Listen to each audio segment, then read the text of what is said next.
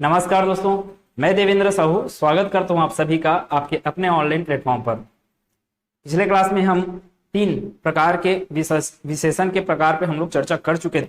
आज हम लोग चौथे प्रकार और 5वें प्रकार पे चर्चा करेंगे। इसके अलावा हम लोग विशेषण की अवस्थाओं को जानेंगे और प्रयोग के आधार पे विशेषण के जो प्रकार होते हैं, प्रयोग के आधार पे 2 प्रकार होते हैं विशेषण के, उसके बारे में चर्चा करेंगे।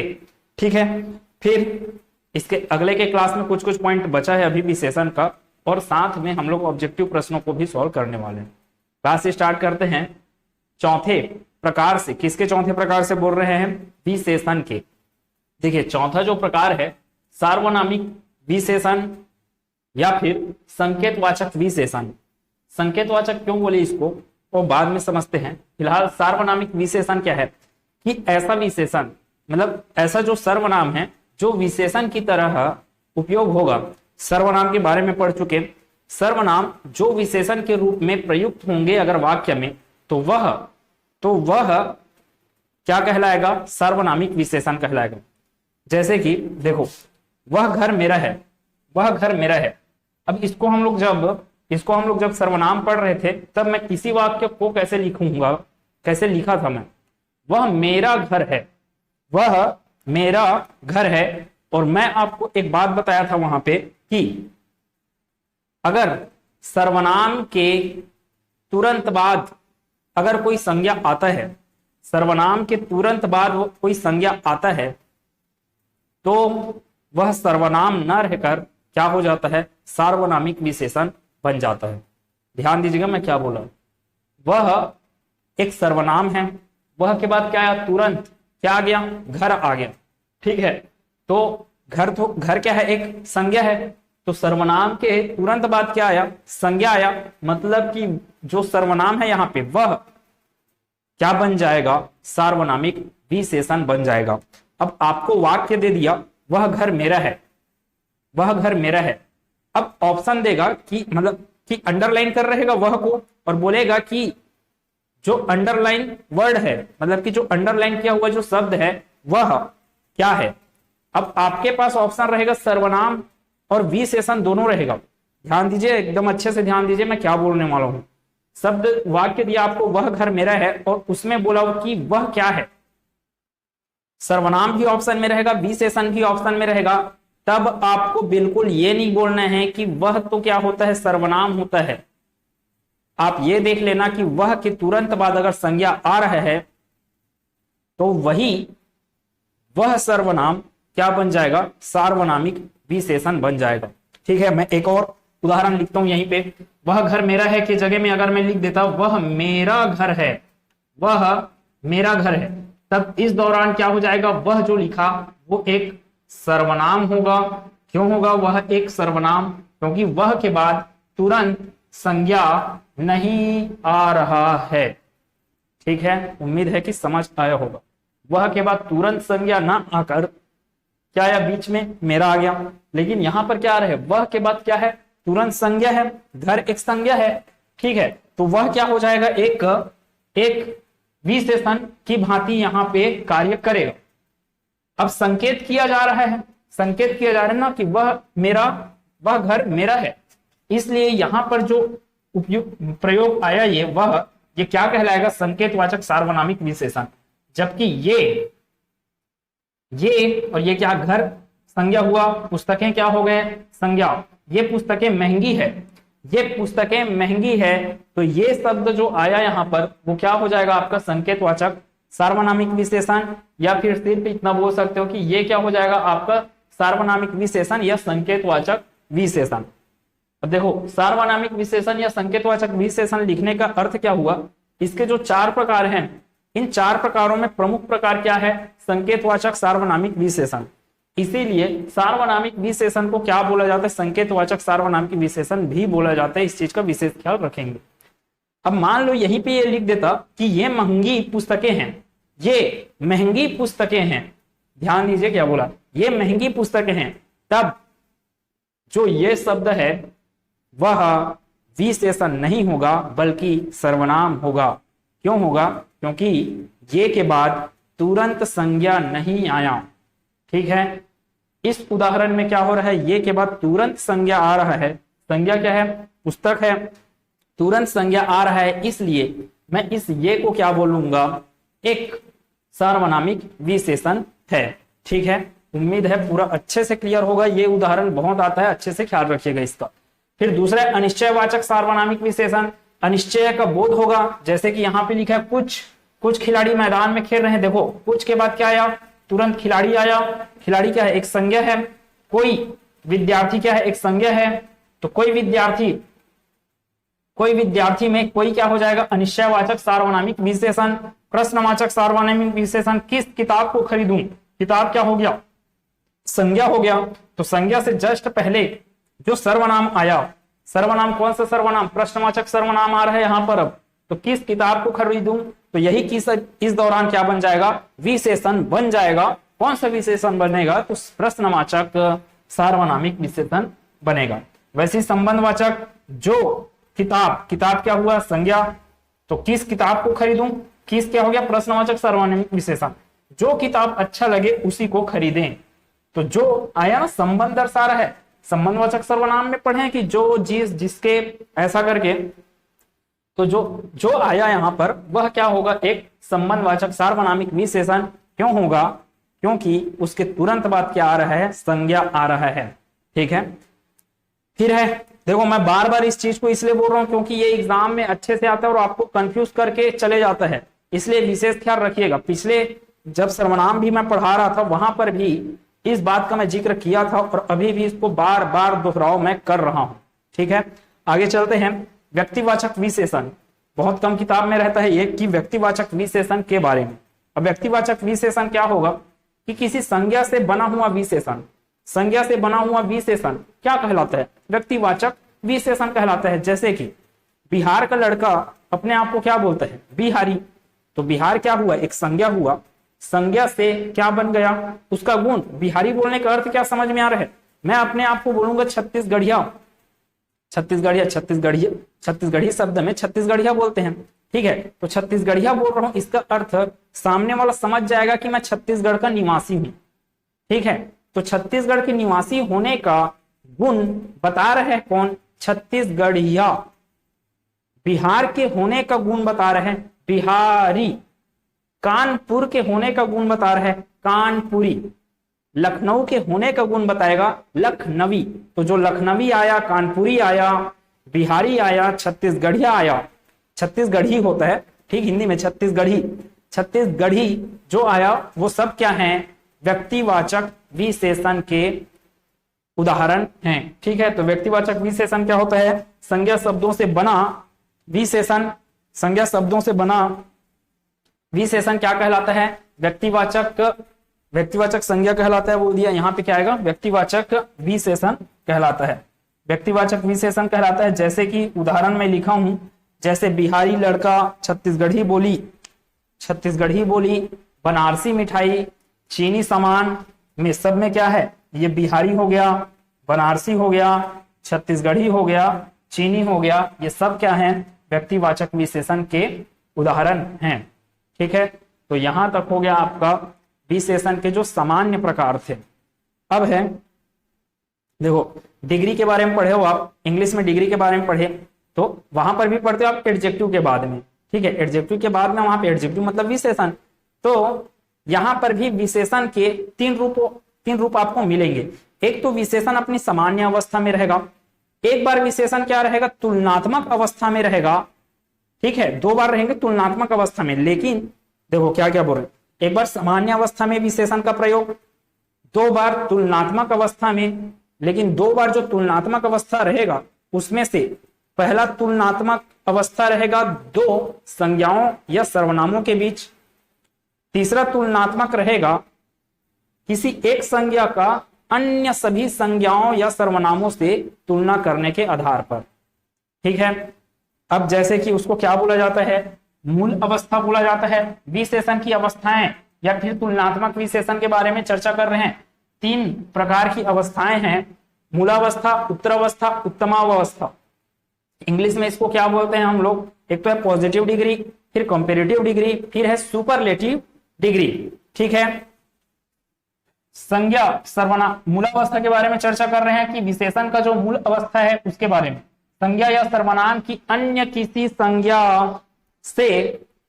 संज्ञा या सर्वनाम से कोई तुलना नहीं की जाती है, तब वह विशेषण किस रूप में होता है? अपने मूल रूप में होता है, और उसी रूप को क्या बोलते हो आप? मूलावस्था बोलते हो। जैसे कि क्या है, यहाँ पे मैं उदाहरण लिखूं, राम ईमानदार है, राम ईमानदार है, लेकिन मैं उसका किसी से मैं तुलना नहीं कर रहा हूं, उसका मैं किसी से तुलना नहीं कर रहा हूं। तो यहाँ पे जो ईमानदार आया, विशेषता है ना किसकी? राम की। तो ये जो ईमानदार यहाँ पे आया है वो किस तरह प्रयुक्त हुआ इस वाक्य में? इस वाक्य में किस तरह प्रयुक्त हुआ? मूल रूप में प्रयुक्त हुआ है। जबकि यहां पे देखना, जब उत्तरावस्था होगा तो दो संज्ञाओं या सर्वनामों के बीच में तुलना होगा। अब मैं तुलना कर रहा हूं, देखना, जैसे राम श्याम से ईमानदार है।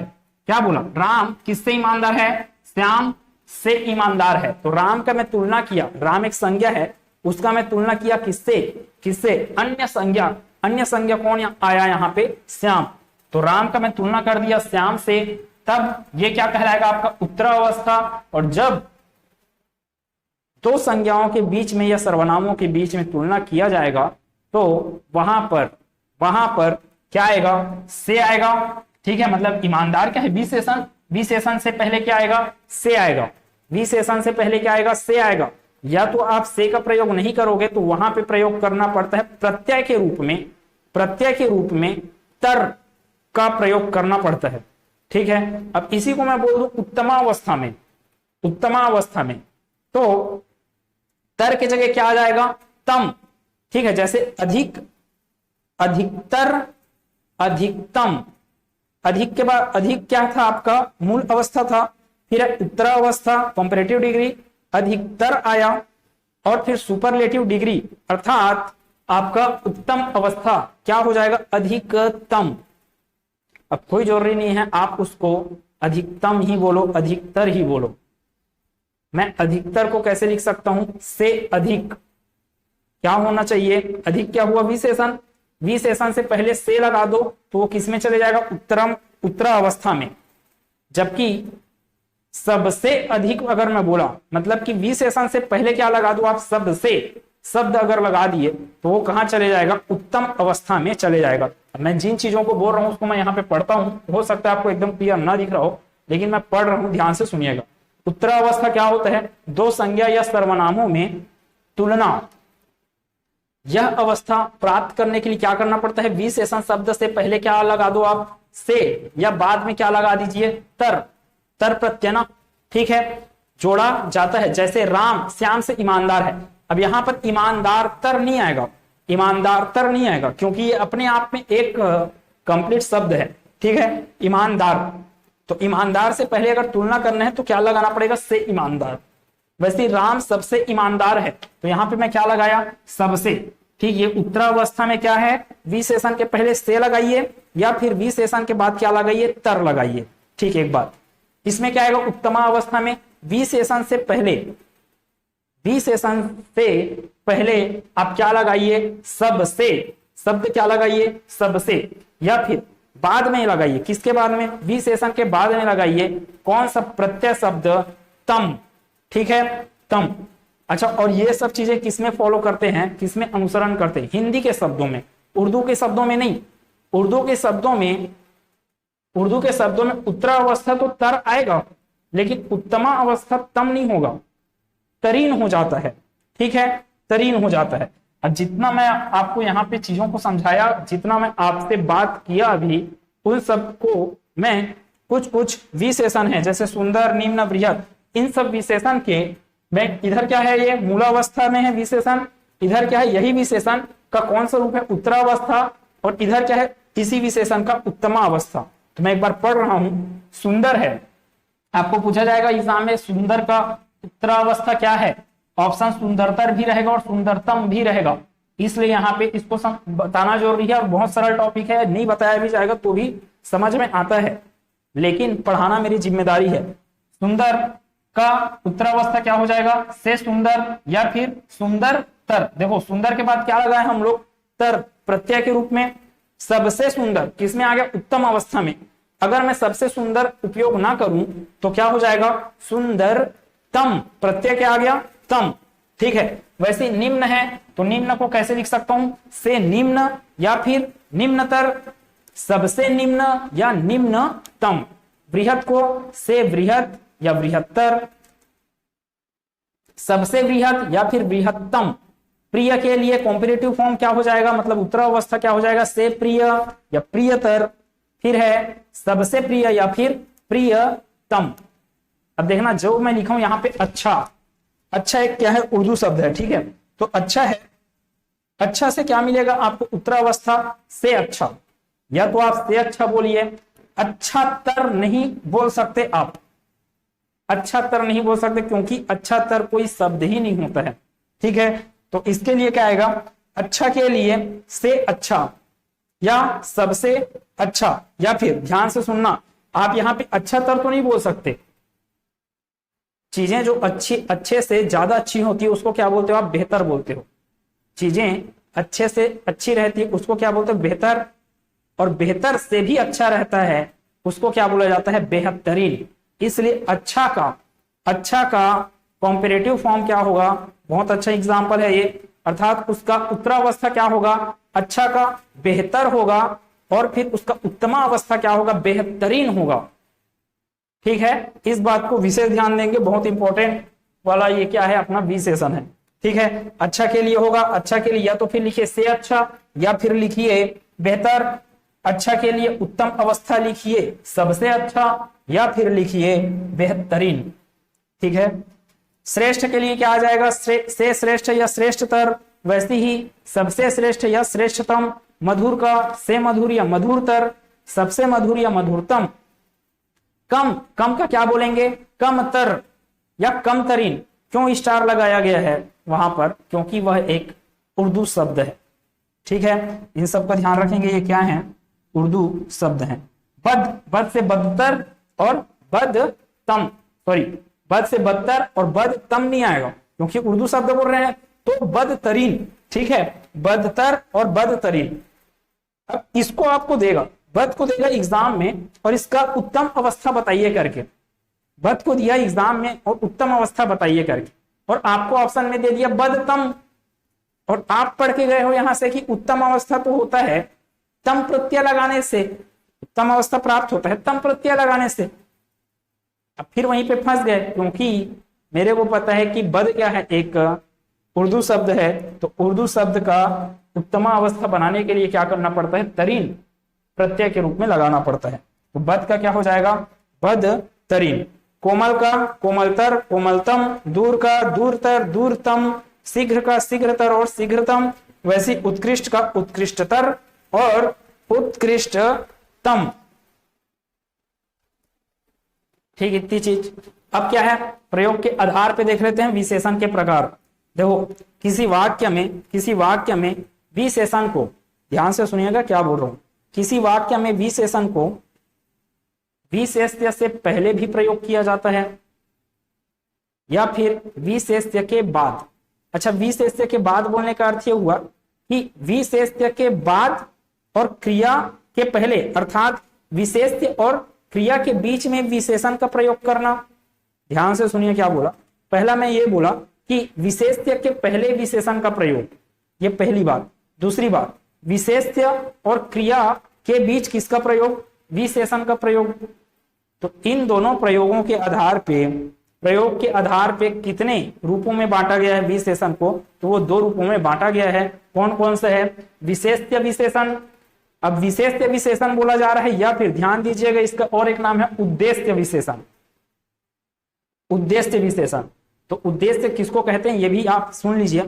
किसी वाक्य में प्रयुक्त करता क्या कहलाता है, उद्देश्य कहलाता है। किसी वाक्य में प्रयुक्त कर्ता क्या कहलाएगा, उद्देश्य कहलाएगा। जबकि कर्ता के अलावा जितने भी शब्द बचे वो सब क्या, कर्ता के अलावा जितने शब्द बचे बोलने का अर्थ हो गया कर्म और क्रिया से ना, कर्म और क्रिया से। कर्ता क्या कहलाता है आपका, उद्देश्य। कर्ता के अलावा क्या बचा, कर्म और क्रिया। तो कर्म और क्रिया क्या कहलाएंगे, विधेय। कर्म और क्रिया क्या कहलाएंगे? विधेय। कर्ता क्या कहलाएगा? उद्देश्य। कर्म और क्रिया क्या कहलाएंगे? विधेय। तो विशेष्य या फिर उद्देश्य विशेषण किसको कहेंगे? जो विशेषण, ऐसा विशेषण जो किसके पहले आए? विशेष्य के पहले आए। विशेष्य के पहले आए, ध्यान दीजिएगा क्या बोल रहा हूं। और विशेष्य कौन होता है? वाक्य में प्रयुक्त संज्ञा या सर्वनाम ही क्या होता है? विशेष्य होता है, क्योंकि उसी की तो विशेषता बताया जाता है। ठीक, इतनी बात क्या बोल रहे हैं? जो विशेषण विशेष्य के पूर्व आता है उसे क्या कहते हैं? विशेष्य विशेषण कहते हैं। जैसे सतीश क्या है? चंचल बालक। सतीश क्या है? चंचल बालक। यहाँ पे विशेषण कौन सा है? चंचल क्या होना? एक चंचल होना क्या है? एक विशेषता है। तो चंचल क्या हुआ? चंचल क्या हुआ? एक विशेषण हुआ। आपको अगर पूछ दिया कि इस वाक्य में विशेषण क्या है, तब तो आप बोल दोगे चंचल है। अब एग्जाम में आ गया कि विशेष्य विशेषण क्या है या फिर विधेय विशेषण क्या है, ऐसा करके आपको दिया, विशेष्य विशेषण दिया और आप पढ़े हो सिर्फ विशेषण करके, तब फिर वहां पे आप गड़बड़ी कर सकते हो। इसलिए इस आधार पे भी हमको पढ़ना जरूरी है। तो विशेष्य विशेषण किसको कहते हैं बोल रहा हूं कि उद्देश्य से पहले अर्थात विशेष्य से पहले, विशेष्य से पहले जो विशेषण प्रयुक्त होता है वह विशेषण क्या कहलाता है? विशेष्य विशेषण या फिर उद्देश्य विशेषण। यहां पर बालक जो है, सतीश चंचल बालक है। सतीश क्या है? चंचल बालक है। तो बालक से पहले क्या आया? चंचल। मतलब कि ये क्या हो गया? विशेषण है। विशेषण किसके पहले आया? विशेष्य के। विशेष्य कौन हुआ? बालक, क्योंकि विशेषता किसकी बता रहे हो? बालक की विशेषता बता रहे हो। ठीक है, तो चंचल शब्द क्या होगा आपका? विशेष्य विशेषण कहलाएगा। ठीक है। प्रभा कैसी लड़की है? मतलब प्रभा कैसी कन्या है? सुशील कन्या। यहाँ पे मैं जितना भी उदाहरण लिखा हूं ये सब वसुदेव नंदन प्रसाद की बुक से है। ठीक है, तो यहाँ पे प्रभा क्या है? सुशील कन्या है। तो सुशील बता रहे विशेषता किसकी? कन्या की। कन्या क्या हुई? विशेष्य हुई। तो विशेष्य से पहले विशेषता बताया जा रहा है किस रूप में? सुशील के रूप में। तो यह विशेषण क्या कहलाएगा आपका? विशेष्य विशेषण या उद्देश्य विशेषण कहलाएगा। ठीक। बुद्धिमान बालक पढ़ता है। बुद्धिमान बालक, बालक क्या हो गया? संज्ञा हुआ। उसकी विशेषता बताया जा रहा है किस रूप में? बुद्धिमान है करके। तो बुद्धिमान शब्द क्या कहलाएगा? यहाँ पे विशेष्य विशेषण हो जाएगा। अब ये तो हो गया विशेष्य विशेषण की बात। तो विधेय विशेषण क्या होगा? ऐसा विशेषण जो अभी डिस्कस किए थे, ऐसा विशेषण जो संज्ञा और किसके बीच में आए? क्रिया के बीच में आए। ऐसा विशेषण जो संज्ञा और क्रिया के बीच में आए। विधेय विशेषण क्या होगा? जो विशेषण विशेष्य और संज्ञा मतलब कि विशेष्य ही तो है, वो विशेष्य तथा क्रिया के बीच आए उसे क्या बोलोगे आप? विधेय विशेषण कहते हैं। जैसे मेरा कुत्ता काला है, तो यहाँ पे क्या आया? काला। काला एक विशेषण है जो कि किसके किसके बीच में आ रहा है? कुत्ता और है के बीच में। कुत्ता क्या है? एक संज्ञा है। उसी संज्ञा की विशेषता बताया जा रहा है किसके द्वारा? इस काला शब्द के द्वारा। तो कुत्ता क्या हो गया? विशेष्य ही हुआ। ये जो कुत्ता है एक संज्ञा है जो कि क्या हुआ? विशेष्य बना। विशेष्य और क्रिया है क्या है? एक क्रिया है। किस रूप की क्रिया है? ये तो सहायक क्रिया है ना? है क्या है? एक सहायक क्रिया है। और कुत्ता क्या है? विशेष्य। दोनों के बीच में क्या आया? विशेषण काला। काला क्या हो जाएगा? तो फिर विधेय विशेषण। वैसी मेरा लड़का आलसी है, तो ये क्या है? एक प्रवृत्ति है, दोष वाली प्रवृत्ति। तो लड़का क्या हो गया? विशेष्य। है क्या हो गया आपका? सहायक क्रिया। तो दोनों के बीच में कौन आ रहा है? आलसी शब्द आ रहा है। तो आलसी क्या हो जाएगा? आलसी हो जाएगा विधेय विशेषण। अब ध्यान दीजिएगा, अन्य उदाहरण में जो लिखा हूं उसको, बुद्धिमान बालक धार्मिक किताब पढ़ता है। इस उदाहरण में दोनों प्रकार के विशेषण उपयोग, दोनों प्रकार के विशेषण क्या हुए हैं? प्रयोग हुए हैं। कैसे? देखो, बुद्धिमान बालक एक तो हुआ विशेषता कौन सा? बालक क्या है? बुद्धिमान है। एक विशेषता यहाँ पर किताब क्या है? धार्मिक है। दो विशेषता आया यहाँ पे। तो बालक क्या है? एक उद्देश्य है ना। कर्ता कौन है यहाँ पे? बालक है। तो उद्देश्य से पहले जो विशेषता आ रहा है वह क्या कहलाता है आपका? विशेष्य विशेषण कहलाता है। तो बुद्धिमान शब्द क्या हो जाएगा आपका? विशेष्य विशेषण, जबकि अब आपको अगर आपको पता चल गया कि विशेष से विशेषण बुद्धिमान है, तो उसके अलावा जो भी विशेषण आपको मिलेगा, फिर बाकी जो भी विशेषण मिलेगा वो सब क्या हो जाएंगे, फिर आपके विधेय विशेषण, विधेय विशेषण, ठीक है, विधेय विशेषण। धार्मिक क्या हो जाएगा आपका, विधेय विशेषण। सतीश चंचल है, सतीश चंचल है। अब देखो यहां पर सतीश क्या है, चंचल है। ये तो क्या हो गया आपका उद्देश्य हुआ, उद्देश्य से पहले थोड़ी लिखा है चंचल शब्द, उद्देश्य से पहले लिखा रहता तब तो होता वो विशेष से विशेषण, उद्देश्य के बाद लिखा। विशेष से विशेषण के अलावा अब कौन सा विशेषण बचा है, विधेय विशेषण। चंचल शब्द विशेष से विशेषण नहीं हो सकता, क्योंकि यह सतीश से पहले नहीं लिखा है। परिभाषा यही बोला ना, पहले लिखा होना चाहिए। अब पहले नहीं लिखा है तो बाद में लिखे रहे, चाहे कहीं पर भी लिखे रहे, और बचा अपने पास कौन सा विशेषण है, फिर विधेय विशेषण। तो ये चंचल शब्द, इस वाक्य में चंचल शब्द क्या हो जाएगा, विधेय विशेषण हो जाएगा। ठीक है, अब आपके पास एक नोट वाला पॉइंट है, इसको नहीं भी लिखेंगे तो भी समझ में आता है। फिलहाल बुक में लिखा है तो मैं यहाँ पे आपको लिख के दे रहा हूं। विशेषण के लिंग, वचन आदि विशेष के अनुसार होते हैं, जैसे अच्छे लड़के पढ़ते हैं। अच्छा शब्द क्या है, एक विशेषता है। अब अच्छा ना लिख के अच्छे लिखा, वो अच्छा लड़के पढ़ते हैं ऐसा थोड़ी बोलेंगे। लड़के क्या है, बहुवचन है, तो विशेषण भी क्या हो जाएगा, बहुवचन के रूप में हो जाएगा। अच्छा का क्या हो जाएगा, वो अच्छे। क्यों हुआ, क्योंकि लड़का का क्या लिखा है यहाँ पे, लड़के लिखा है। लड़के बहुवचन है तो अच्छा भी क्या बन जाएगा, बहुवचन के रूप में प्रयोग होगा। वैसी राधा भली लड़की, अब लड़की है तो स्त्रीलिंग, तो स्त्रीलिंग के पहले भला लड़की नहीं बोलूंगा मैं बोलूंगा भली लड़की। ठीक है, राधा भली लड़की है, अच्छे लड़के पढ़ते हैं। तो भली जो शब्द आया वो लिंग के अनुसार अपना स्थान ग्रहण किया है। किसके लिंग के अनुसार, जो विशेष से आया है। यहाँ पे विशेष से कौन है, यहाँ पे लड़की है, तो लड़की के लिए क्या चीज आया है, भली होना, मतलब कि ये लिंग के अनुसार परिवर्तित हुआ है, जबकि ये वचन के अनुसार परिवर्तित हुआ है। ठीक है, यदि एक ही विशेषण के अनेक विशेषते हों, एक ही विशेषण के अनेक विशेषते, कैसे, नए, पुरुष और नारियां, पुरुष भी क्या है, नया है, नारियां भी क्या है, नए हैं, तब क्या होता है, यदि एक ही विशेषण के अनेक विशेषते हों, जैसे कि यहाँ पे है इस उदाहरण में, तो विशेषण, तो ये जो विशेषण है नए, नए किस रूप से आया, नया से आया ना, तो ये जो विशेषण है वह विशेषण का लिंग और वचन किसके अनुसार चलेगा, तो इस विशेषण के पास में जो विशेष्य है, पास में विशेष्य कौन है, पुरुष है। पुरुष क्या होता है आपका, पुरुष लिंग के लिए है, कौन से लिंग के लिए बोल रहा हूं, पुल्लिंग लिंग के लिए, तो पुल्लिंग के अनुसार ये भी क्या बनेगा आपका, नए बनेगा, नई नहीं बनेगा। ठीक है, नई नहीं बनेगा, यहाँ पे नई नारियां और पुरुष हो जाता। अगर नारियों को पहले प्रयुक्त किया जाता तब क्या होता, फिर नई नारियां और पुरुष।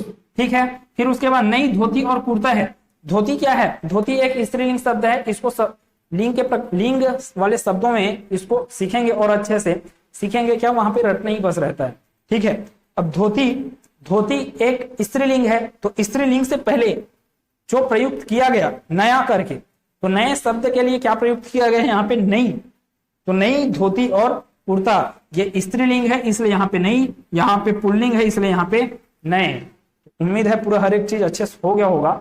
इसके बाद आपका कुछ टॉपिक बच जाता है, कुछ टॉपिक ही ना बचा है, किसमें, विशेषण में। उसके बाद हम लोग डिस्कस करेंगे उसके ऑब्जेक्टिव प्रश्नों को।